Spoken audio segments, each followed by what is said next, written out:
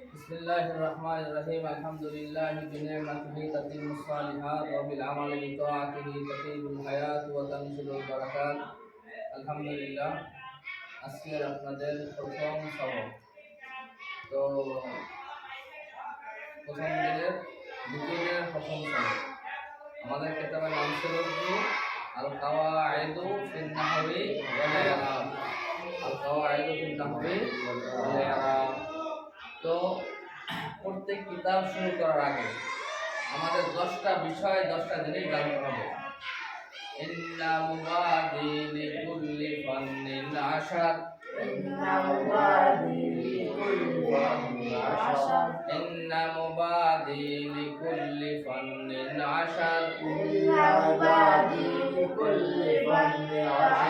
প্রত্যেক কিতাব শুরু করার আগে আমাদের 10টা জিনিস জানতে হবে। আল হাদ্দু ওয়াল মাওযু'উ সুম্মা সামার। আল হাদ্দু ওয়াল মাওযু'উ সুম্মা সামার। এক নম্বরে বিষয়, কোন বিষয়ের কিতাব? আল মাওযু', পরিচয় কি এবং ফলাফল কি, কোন উদ্দেশ্যে আমরা কিতাবটা শিখবো। আজকের এই সেটটা শুধু দুইটা সেট করাবো। আজকে একটা মুখস্থ করেন। ইন্না মুবাদি লিকুল্লি ফান্নিন আশার। আল হাদ্দু ওয়াল মাওযু'উ সুম্মা সামার। আমরা পরিচয়, যে কিতাবটা শুরু করব তার পরিচয়। আমরা যে কিতাবটা শুরু করছি এটা কোন বিষয়ের কিতাব?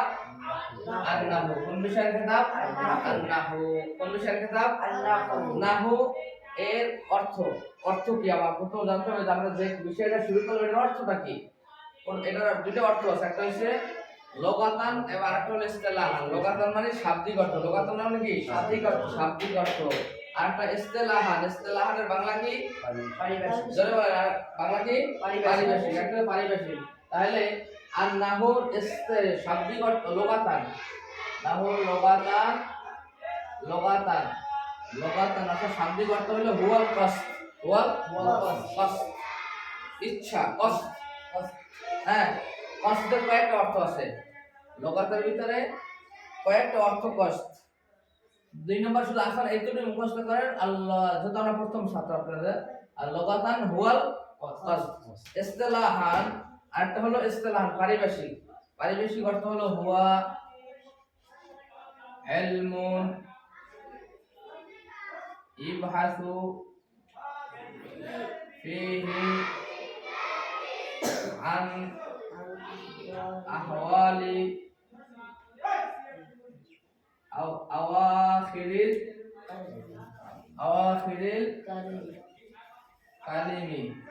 আওয়াখিরিল কালিমি ইরাবান ওয়া বিনাআন। এটা হলো ইসতিলাহি অর্থ। হুয়া ইলমুন ইবহাসু ফিহি আন আহওয়ালি আওয়াখিরিল কালিমি ইরাবান ওয়া বিনাআন। অর্থাৎ একটা শব্দে এমন একটা জ্ঞান, এমন একটা এলেম যেটা শব্দের শেষে শব্দের শেষে নিয়ে আলোচনা করে। যেমন ভাবে জাইদুন শব্দটা কি? জাইদুন। এখানে জাইদুন হবে নাকি জাইদান হবে নাকি জাইদিন হবে? হ্যাঁ, না জাইদু হবে, না জাইদা হবে, না জাইদি হবে। হ্যাঁ, এই নিয়ে আপনার শব্দের শেষের হরফ, এই শেষের দাল, এই শেষের হরফটা নিয়ে সে মানে আলোচনা করবে। এটাকে বলে ইসতিলাহি। এমন একটা এলেম যে আহওয়াল শব্দের শেষে যেটা আলোচনা করে, শেষের বিষয়টা নিয়ে আলোচনা করে, ওইটাকে ইলমে নাহু বলে।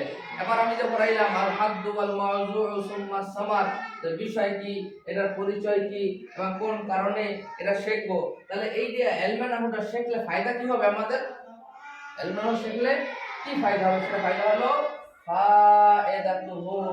এটা ফায়দা হলো মারিফাতু সাওয়াবিল কালামি মিন খাতিহি লিয়াহতারাজা বিহি আনিল খাতাই ফিল লিসান।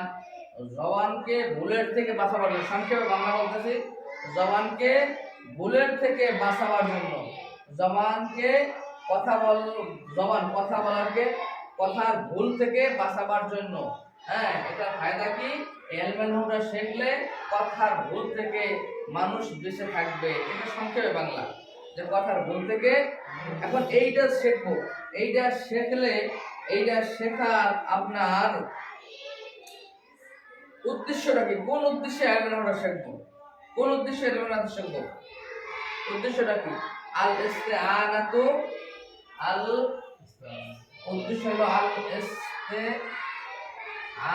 ইস্তিআনাতু, আল ইস্তিআনাতু আলা ফাহমি কিতাবিল্লাহি তাআলা, আল ইস্তিআনাতু আলা ফাহমি কিতাবিল্লাহি তাআলা ওয়া সুন্নাতু রাসূলিহি সাল্লাল্লাহু আলাইহি ওয়াসাল্লাম। অর্থাৎ আল্লাহর কোরআন বোঝার জন্য এবং রাসূল সাল্লাল্লাহু আলাইহি সাল্লামের সুন্নাত বোঝার জন্য আমরা এই ইলমটা শিখব। এবং আল মুসলিনা ইলা খায়রিদ দুনিয়া ওয়াল আখিরাহ, দুনিয়া এবং আখিরাতে ভালো পজিশন, ভালো অবস্থানে পৌঁছার জন্য আমরা এই ইলমে নাহউটা শিখব। এই পর্যন্ত আজকের আপনাদের সবক।